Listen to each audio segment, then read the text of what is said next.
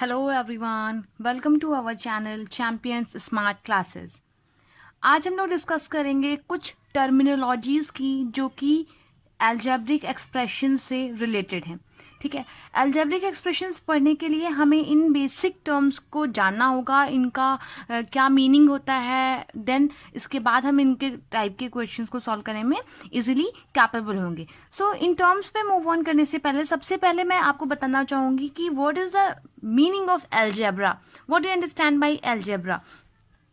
अगर हम इस टर्म से बात करें अलजेब्रा की, तो अलजेब्रा होती है मैथ्स की एक ऐसी ब्रांच जिसमें हम पढ़ते हैं अननोन वैल्यूज़ के बारे में with the help of known. ठीक है, इस ब्रांच में, इस मैथ्स की ब्रांच में हम लोग अननोन वैल्यूज़ को फाइंड आउट करते हैं with the help of known values. ठीक है, अगर आपसे कभी कोई पूछे कि what is the algebra, so you can say that it is the branch of mathematics in which we find the unknown values with the help of known values. Okay, and expression की अगर बात करें तो expression आप लोगों ने simplification chapter में पढ़ रखा होगा। एक्सप्रेशन जो होता है वो कॉम्बिनेशन ऑफ नंबर्स होता है with the help of fundamental operations. ठीक है, एक्सप्रेशन जो होता है वो होता है combination of numbers with the help of fundamental operation. And fundamental operation क्या होते हैं आपके?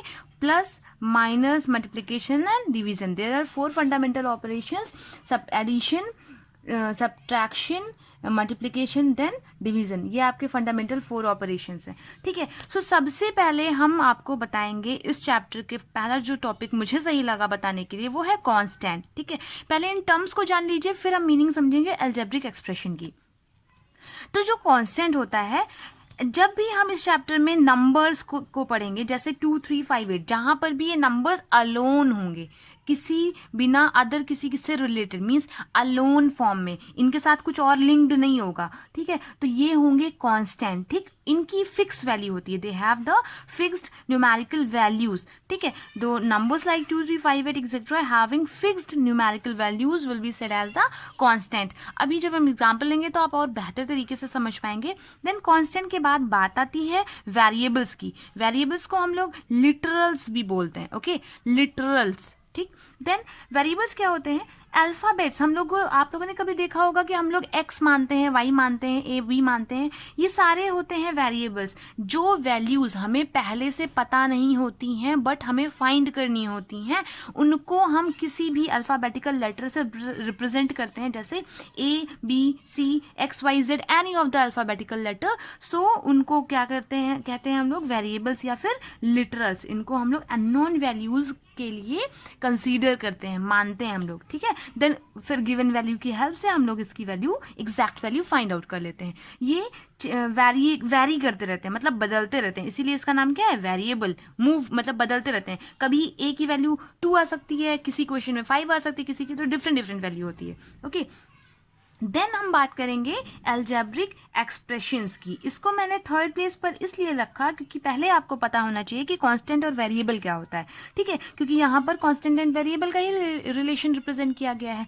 अलजेब्रिक एक्सप्रेशन जो होता है वो होता है a combination of constant and variable connected by fundamental operations, that is plus, minus, multiplication and division. हमने अभी यहाँ बताया फंडामेंटल ऑपरेशन क्या होता है: addition, subtraction, multiplication and division. Okay, ऐसा कॉम्बिनेशन जिसमें कांस्टेंट हो और वेरिएबल हो, और वो दोनों आपस में किससे जुड़े होंगे? इनमें से किसी भी रिलेशन से। ओके, वो होता है आपका अलजेब्रिक एक्सप्रेशंस। ये टर्मिनोलॉजीज आपको लर्न होनी चाहिए because sometimes in exams you may get 1 mark sort of questions और objective sort of questions for identifying these terminologies. Okay, इसका एग्जाम्पल देखिए 5a है। अब आप कहेंगे 5a अलजेब्रिक एक्सप्रेशन कैसे हुआ? देखिए 5 और a के बीच में क्या रिलेशन है?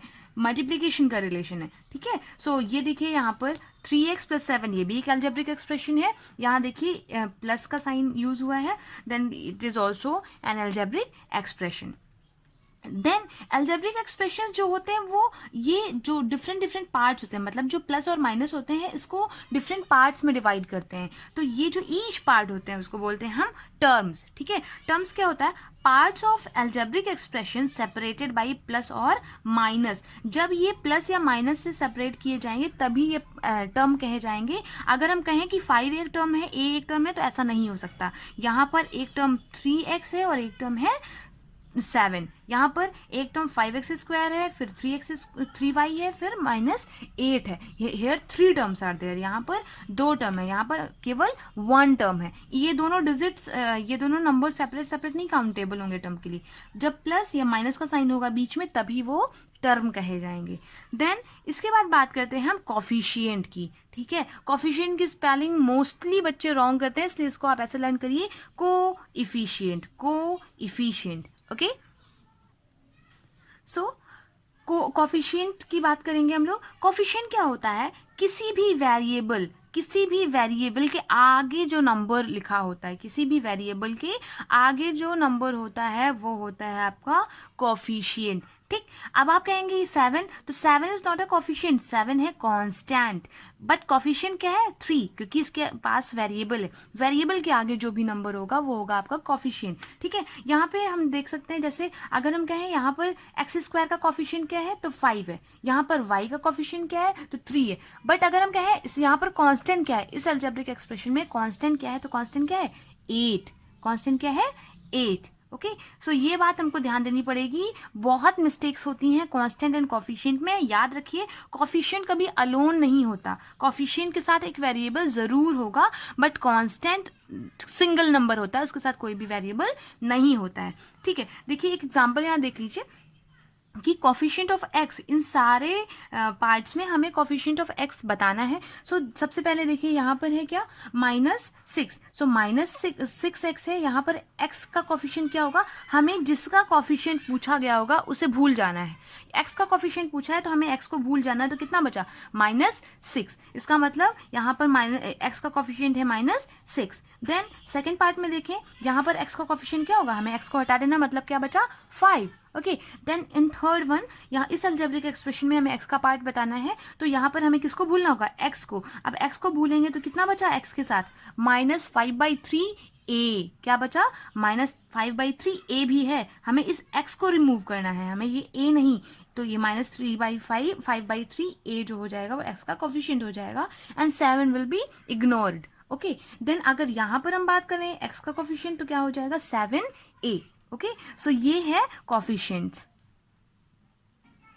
देन बात आती है टाइप्स ऑफ अलजेब्रिक एक्सप्रेशंस की। सो अलजेब्रिक एक्सप्रेशंस के भी टाइप होते हैं। तो सबसे पहला होता है monomial. Mono means one. So ऐसा एक्सप्रेशन जिसमें केवल एक टर्म हो, ये टाइप जो है वो टर्म्स पे, नंबर ऑफ टर्म्स पे डिपेंडेंट है। ठीक है, सो जो एक जिसमें टर्म होगा, एक टर्म होगा जिस भी अलजेब्रिक एक्सप्रेशन में, वो कौन सा होगा, monomial. And algebraic expression that contain one term is monomial. तो देखिए यहाँ पर 30x, देखिए एक ही टर्म है ना, प्लस या माइनस से कोई और लिंक नहीं है, सो ये क्या हो जाएगा मोनोमियल। यहाँ देखिए ये केवल 5 है, ठीक है, सो ये भी एक मोनोमियल है। 7xy है, अगर यहाँ पे +2 हो जाता तो ये बाइनोमियल हो जाता। ओके, बट यहाँ पर केवल 7xy है, इन सब के बीच में मल्टीप्लिकेशन का रिलेशन है, तो ये मोनोमियल।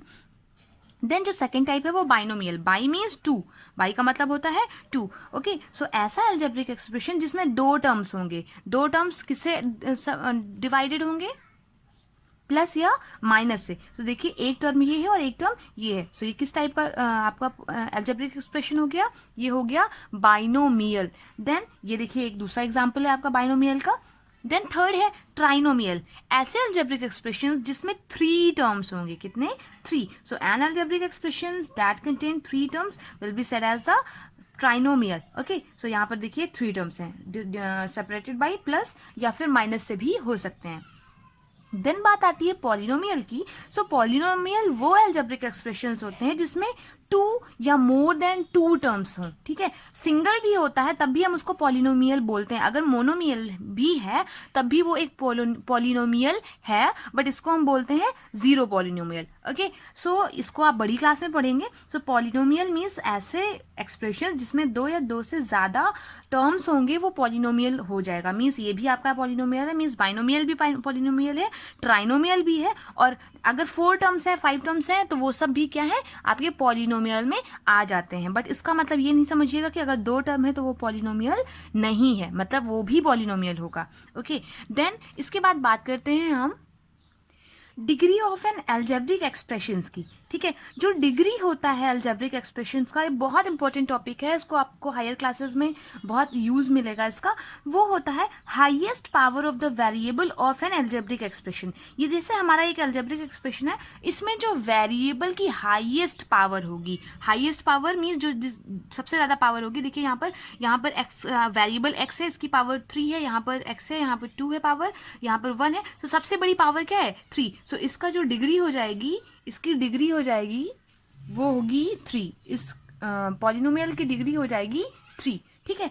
प्रॉब्लम वहां अराइज होती है जहां एक ही टर्म में दो वेरिएबल होंगे। जैसे यहाँ पर देखिए इस एक्सप्रेशन में आपके ये एक टर्म है, ये दूसरा टर्म है और ये तीसरा टर्म है, यहाँ दो टर्म्स हैं, सब में 2 टर्म है। ओके, सो ऐसे केसेस में जिसमें किसी भी टर्म में 2 वेरिएबल्स होंगे, वहां पर उन दोनों की ही पावर को हम ऐड करेंगे। यहाँ पर देखिए 3 है, यहाँ पर 3 है, इन दोनों को ऐड करेंगे 6 आएगा। यहाँ पर 2 है, यहाँ 2 है, इन दोनों को ऐड करेंगे 4 आएगा। यहाँ पर 1 है 2 आएगा। ओके, देन देखिए कौन से टर्म की पावर हाईएस्ट है। सो इसकी हाईएस्ट है, इसका मतलब कितनी है 6। इट मीन्स इसकी जो डिग्री होगी वो हो जाएगी 6, इसकी जो डिग्री होगी वो हो जाएगी 6। सो इस टाइप के क्वेश्चंस कभी भी आए तो आप बिल्कुल भी नर्वस नहीं होइएगा। जब भी आपको हाईएस्ट पावर डिग्री निकालनी हो ऐसे पॉलिनोमियल की जहां 2 वेरिएबल्स हों, सो उन दो एक ही टर्म में, इस बात का ख्याल रखिएगा, एक ही टर्म में है। यहाँ पर अगर प्लस हो जाता तो दोनों डिफरेंट टर्म में हो जाते। ओके, सो यहाँ पे दोनों एक ही टर्म में है, तो इनकी पावर्स को हम ऐड कर देंगे, तो जो भी आएगा वो हो जाएगी आपकी, जो भी सबसे बड़ा नंबर आएगा वो हो जाएगी डिग्री। ओके, देन जो नेक्स्ट है वो है लाइक टर्म्स।